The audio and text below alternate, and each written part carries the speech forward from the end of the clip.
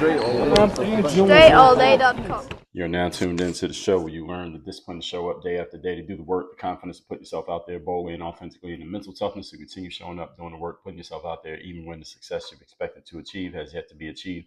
And on top of all this, you get a huge dose of personal initiative. That is the go-getter energy that moves any one of us, including yourself, to go and make things happen instead of waiting for things to happen. And then we put all this together into a series of frameworks, approaches, insights, strategies, and techniques, all underneath the umbrella of one unified philosophy that is called Work on Your Game. My name is Dre Baldwin, also known as Dre All Day, and welcome to the show. And today's topic is, we are getting into part 3 of our 3-part mini-series on the biggest lies you have been told about personal development. Before we get into this, I remind you of 2 things. First of all, daily motivation, Monday motivation messages. Text me at my number, 305-384-6894. Once we start sending that message out again, you'll be getting it straight to your phone. Secondly, Work on Your Game University. You want to have me as your direct coach. Get me working with you directly on your personal and professional goals and development. If you're not quite sure what your goals are or exactly how to go about reaching them, perfect. I will work with you and help you map these things out. We have a whole framework on building a roadmap for what you're going to do. We have a whole framework for getting your mind in the right place, which is the foundation, a whole framework for creating systems and processes out of what works so you can do it over and over and over again and get consistent and predictable results. All that happens at workonyourgameuniversity.com. That link down below in the description, or you can just type it in your browser. Again, workonyourgameuniversity.com. That out the way, let's get into the topic here today. Again, we're picking up on part 3 of what is a 3-part series on the biggest lies you've been told about personal development. Point number 7 is high performance equals constant productivity. Now, of the things that I've shared so far in this series, this is one that I actually used to believe in myself, but this is not true. All the others that I'm going to share here, or I have shared here, I have generally understood from an early point that they were not true. This is one that I used to think was true. I used to believe that being a high performer meant that you were constantly producing something all the time and being always on, so to speak. Now, although I do consistently produce things and at a high level relative to most people, I have evolved on this idea of thinking that I always need to be producing in order to be a high performer. It's actually the opposite. Let's just think about this. Do you think of something like a professional athlete, like a LeBron James, Stephen Curry, or an entertainer like Taylor Swift, or who's another famous artist out there? Let's say Beyoncé. All right, they play games or do a show. Let's just say they do that 3 days out of a week. All right, they have 3 games in a week, or Beyonce will have 3 shows during the week while she's doing her tour. Right? Then what do they do on other days? They have days where they're completely off, recovering from the performance, or resting before the next performance. Maybe they're doing a combination of both, recovering/resting for the next performance, because a singer has to rest their voice so that they can go and sing for 2 hours the next night, and the athlete has to rest their body so that they can run and jump all over the place in the next game. So they need rest in between. So even if they have back-to-back days, then there has to be a rest day after that. At some point, there has to be a rest day so that they can recuperate and replenish what they have lost in doing all the performances. Is this true? Of course it is. So athletes and entertainers have days where they're off so they can get ready for the next performance and again recover from the last. And they also have days, the athlete or entertainer, when they are doing the background stuff, such as, what do athletes do on the days where there's not a game, but there's also not necessarily a recovery day? They are practicing, right? Athletes have to work on their game so that they can continue to get better and continue to maintain the skills they have already developed. So they practice. A singer or a band has rehearsals and they work on their dance moves and their choreography and they work on their voices to make sure they're still hitting their notes and doing everything they're supposed to do during the show. All these little things that does what? Preparing them for the next performance so that their performance looks flawless and amazing and it looks just natural, like they just rolled out of bed and did it. When we know, when you see what happens in the background, you know that's not how it happened. You know there's a lot of prep work that goes into it that a lot of people don't know about. That's, as they say, the stuff that's done in the dark comes out when the lights come on. So it looks flawless and amazing when everyone is watching because of the schedule that is set up to make it look flawless and amazing. So that's not just something random that occurs. There is an intentionality behind this. So there's no performer out there who just goes out and performs every single day. That doesn't happen. There's a recovery period, even if, let's say, an artist has a tour that's like a whirlwind tour and they got a lot of shows. They're doing 5 shows in a week instead of 3 shows in a week. And they have very few rest days and they're not doing a lot of prep during that time because they just have show after show after show and they just need recovery time. Well, eventually that tour ends. And when the tour ends, what does the entertainer do? The entertainer goes on a nice little break which might be a month and maybe several weeks or even multiple months while they recover from all the work and all the output that they did during that period. It's the same thing with an athlete. You take a sport like baseball, for example, where a baseball team plays 162 games over the course of, see, how long is a baseball season? It usually starts in late March. So let's just say April, May, June, July, August, September, 6 months. And let's say a little bit more so about 180, let's say about 200 days, a baseball team plays 162 games. So there are not a lot of rest days for a baseball player, especially one who's playing every single day. 162 performances in 200 days. That means at the most you got 38 rest days, assuming that you're playing in every game. Not every baseball player does, but you get the drift of what I'm saying here. That even a baseball player with all that performance and very little rest time, what do? They get a whole offseason. All right, so now you get October. Let's say your team doesn't make the playoffs. So you got October, November, December, January, February, and maybe a good amount of March before you have to play in games again. Now, of course, you have spring training and all that, but still, there's a several month period of rest before you go back out there and start performing all over again.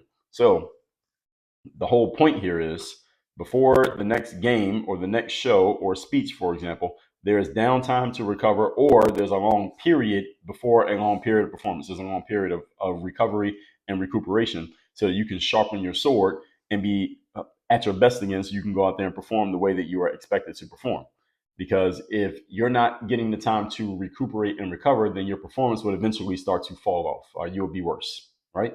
So the point here, folks, is that if you want to be a high performer, you must segment your time so that you have time when you are performing, doing your thing.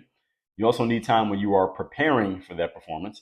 You also need time when you are recovering from your performance. All right. So there's three different things: perform, prepare, and recover. It's not a constant stream of just ongoing performance with no stops. Because again, your sword would eventually grow dull, your blade will grow dull, and it no longer cuts down the trees as well as it used to, because you're not taking time to sharpen the axe.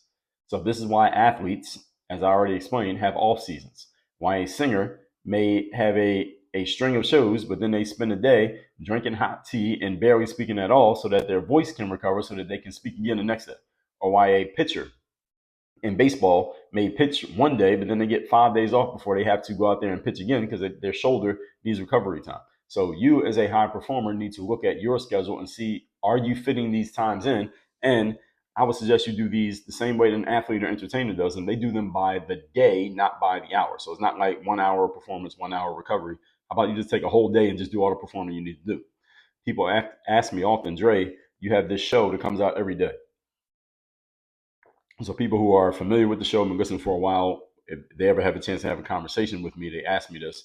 And then people who have just come across me and I tell them I have a show that comes out every day, they eventually ask in that right there in that conversation, same question: do you record a new episode every day, or do you try to batch the recordings? And the answer is I always batch the recordings. I never ever recorded just one episode in a day. Even when I first started the show, I always understood, why not just record a bunch of them at the same time, so then I don't have to record every single day, because there may come a day when I don't want to record, or I don't feel like recording, or I'm traveling and I can't record, whatever the situation. So I would always record multiples. I never would turn on the mic without recording at least 2 episodes. Then I decided to kind of triple down on this concept and do batch recordings, a whole lot of batch recordings, and try to do them all in 1 or 2 days each week. So I try to record, being that there are 7 days in a week, I try to record at least 8 episodes every week. So I know that I've sandbagged an extra episode, so to speak, every week, as long as I get 8 in. Sometimes I do more than that. And last week, from when I'm recording this, which is not the time when you're listening to it, but last week from when I'm recording this, I recorded all 8 episodes for the week in one day. And today, as I'm recording, I believe this is maybe the 5th or 6th episode I've recorded just today alone. And I'm going to try to get in 8 today. I might do more than 8, and I may do a couple more later on this week just to sandbag some extras, because I got a couple that are going to be coming out, or actually they'll be out before this episode comes out, where I'm talking about some current events, some social events, some social issues that you probably already heard of those episodes probably a few days before this one. The whole point being that I'm tripling down on this concept of I want to have full days where I'm not doing any type of performance work, and days where I'm doing recovery, background stuff, like maintenance stuff that you don't see but needs to be done. And then days where I'm doing a whole bunch of stuff like this, and I just fill the whole schedule doing things like this. So I'm not 100% there yet, but I'm working on it. The point being, this is the lie, that being a high performer means you're always producing. That is not what you should be doing. Again, look at a professional athlete or entertainer. These people are looked at as the epitome of performance, right? And I used to be an athlete, so I know exactly this is exactly how it works. On a game day, it's not like we're having practice then a game. All right, it's not like it's a recovery day and we have a game at night. It doesn't make any sense. So you have days when you do nothing, you have days when you're preparing, and you got days when you play. Should be the same for you. Point number 8. Today's topic, once again, is the biggest lies you've been told in personal development. This is the third part in our 3-part series. Number 8, consistency equals success. Now, I'm a big fan of consistency. Consistency is a byproduct of discipline. Most people lack consistency. So by the simple law of contrast, being consistent will put you ahead of most people. Okay, so I'm not knocking consistency. At the same time, consistency alone does not equal success because it depends on what you are consistent at. What if you are consistently doing mediocre work? Is that going to make you successful? No, it's going to make you mediocre. As a matter of fact, it will build you a reputation for mediocrity if you are consistently mediocre. So your consistency must be a reflection of having the right structures in place that are producing the right outcomes, which is all about having the right system. When you have the right system and there's a structure to follow and you are following it consistently, then that consistency leads to success. So that consistency has an asterisk next to it. It depends on what you're consistent at. Because I know people who are consistent at doing things that simply are not getting them anywhere, and they just keep doing it over and over and over again. Extremely consistent people, but it's not moving them where they want to go. So you got to ask the right questions around consistency. Consistency alone is useful when it's used the right way. The same way that you may have heard the saying that a knife can be used to stab somebody in the neck and kill them, but a knife could also save somebody's life if it's in the hands of a experienced surgeon who is performing a life-saving surgery on a person. So it depends on who has the knife in their hands and what purpose they have it in their hands for. Consistency is the exact same thing. How are you using it and why are you using it?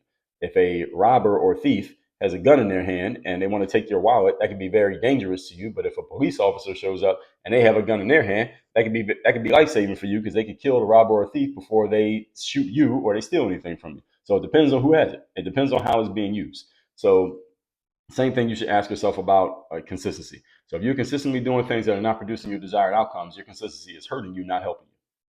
And this is where having a fresh set of eyes matter. All right, a coach, a trainer, these people can help you, especially those who don't have a problem being consistent. See, if you're a person who has no issue being consistent, then you're the exact type of person who I would love to work with because I don't have to teach you how to be consistent. You don't have a discipline issue. Your issue is just what are you being consistent at? So your fix is different than someone who doesn't have an issue, who has an issue showing up consistently, doing the job, keep bringing themselves to the table and doing what's necessary. Two different challenges. But someone who doesn't have a consistency issue can easily be directed, it can be turned in the right direction to be successful as long as we can get the right pieces in place. And that's the work. So there is work one way or another, but consistency is a big challenge for a lot of people. So again, law of contrast, be consistent, but now you got to find out what to be consistent at. Okay, you just need the right inputs. Person with challenge with consistency itself, that's more of an uphill climb. Point number 9, balance means equal focus on all important areas. This is another lie. Oh yeah, I'm going to tell you, we're on part 3 of 3 of our lies about personal development. And this lie, number 9, balance means equal focus on all important areas. This one is much more generally just a lie, period. Because balance does not mean that everything is spread out equally. This is just a lie about the concept of balance. And many people incorrectly think that balance means everything just being equal and everybody or every piece having an equal amount. What balance actually means is that everything needs to add up to 100. That's what balance means. At least in the way that I'm using it in this context, it means everything needs to add up to 100, with proper emphasis being on the proper things. If I'm a basketball player, for example, since I used athletes and entertainers earlier in this episode, most of my training and getting ready for the season should be me doing things on the basketball court and practicing actual basketball. Most of my training should go there. So out of 100%, it shouldn't be 25% boxing and 25% swimming and 25% on the track doing cardio and then 25% basketball. That makes no sense because I'm not a track runner or a boxer or a swimmer. I am a basketball player, which means the majority of my time should be on the basketball court. So let's say 80% of my time goes to the basketball court And then the remaining 20% gets divvied up amongst all the other things that I could do. That's the way it should work. Why? Because the emphasis is on the thing that is the golden goose. The golden goose for me would be basketball, because if I'm a basketball player. So most of my training should be on the court. It is not doesn't mean split 50-50 between the court and the weight room, or the court and the track, or the court and the pool, or wherever else I want to do so. Doesn't mean that I don't lift weights. But as a basketball player, most of my training should be sport specific to what I'm doing. So if I want to lift weights as a basketball player, it should be 75-25 on the court, weight room. Got it? A lot of basketball players used to ask me this exact question back in the day. Like, how much time should I spend lifting weights? Or another question would be, should I lift weights before or after doing my basketball training? And I had gone back and forth. I tried both. I found that it would take less out of me to lift weights first. For me, it depends on what kind of lifting you're doing. It would take less out of me to lift weights first and then go to the basketball court. But then when I started to think about what I just explained to you a little bit more, I thought to myself, well, which one am I? Am I a weightlifter or a basketball player? I'm a basketball player who lifts weights. I'm not a weightlifter who plays basketball. So I changed my process to doing a basketball court first, and then I would go to the weight room. And even if that meant I had less energy for the weights, well, then the alternative would be have less energy for the basketball. Well, again, which one am I? I'm a basketball player, so I'm going to give my 100% energy to basketball. And if I have less energy to lift weights, so be it. We'll lift weights after basketball because my emphasis is on the basketball. All right, so again, you got to feed the golden goose. Which one is it? You can't have more than one golden goose at the same time. The other one will run away. So because I'm a basketball player, as I said, not a weightlifter, you got to know what matters the most to you and feed that goose, because that goose lays the golden eggs, and then make sure most of your balance is weighted towards the main thing. Everything else has to fall in line behind the main thing. And this is why every organization must have a boss. If you're an athlete, first of all, of course, you're clear what sport you play. When it comes to your training, what is the boss of your training? The boss of your training needs to be you emphasizing working on your sport-specific skills. Doesn't mean you don't do other stuff, but the boss is a sport-specific skill, because that's the thing that got you where you are in the first place. You start focusing on other things and your performance is going to fall off, and that's because you're not treating the boss like a boss. Remember, every organization must have a boss. Every car has one steering wheel. So it has to be a hierarchy of importance in terms of what you are doing, and everything is not equal. People are created equal. We do not remain equal. Things may start equal. They don't stay equal. Why? Because as soon as you put human beings involved in anything, you start to get differences. Why? Because human beings get to make choices. And therefore, there is no way that you can manufacture equality amongst anything that has a human being involved. All that said, folks, let me recap these 3 points. This is our part 3 of our 3-part series on the biggest lies you've been told about personal development. Number 7, high performance equals constant productivity. No, the best, highest level performers have full blocked off time where they are just performing. Then they have time when they're doing recovery, and they have time when they're doing background stuff. You want to set yourself up that way, not constantly performing. Number 8, consistency equals success. This comes with an asterisk. Consistency can equal success if you are consistent at the right things. And this requires you having fresh eyes and having the right formula for what you're being consistent at. And number 9, balance means equal focus on all important areas. This is completely false. Balance means everything needs to add up to 100. And the emphasis, the majority, the biggest piece of the pie should go to the golden goose that lays the golden eggs. That is, what is the main thing that produces most of the result for you? That should get most of your resources. Everything else has to fall in line accordingly based on the hierarchy of who's in charge. All that said, folks, make sure you join Work on Your Game University. That's where you get me as your direct coach with all our frameworks based around everything involving mindset, everything when it comes to strategy and game planning, everything when it comes to systemizing and process, and everything when it comes to accountability and implementation. All of this with me as your direct coach in the process. And you can personally engage with me, ask me questions, get answers from me, and get insights from me to help you take you from where you are to where you want to go on a personal and professional level. Go to workonyourgameuniversity.com. Work on your game. Dre, all